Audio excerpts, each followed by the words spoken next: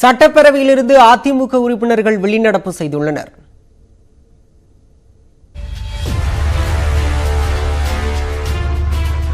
கூடுதல் விவரங்களுடன் செய்தியாளர் அபினேஷ் நம்முடன் இணைகிறார். அபினேஷ், அதிமுக உறுப்பினர்களின் வெளிநடப்புக்கு என்ன காரணம்? விவரங்களை பதிவு செய்யுங்க. இன்றைக்கு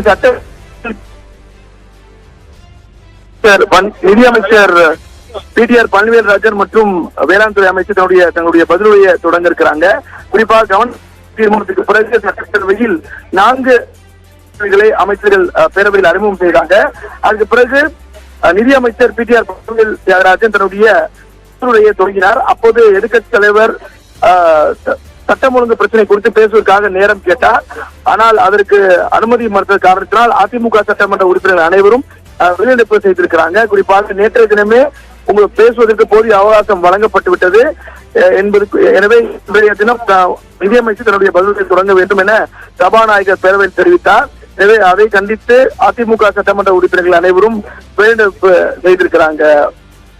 பாலா, தங்களுடைய விரிவான தகவல்களுக்கு நன்றி அபினேஷ்.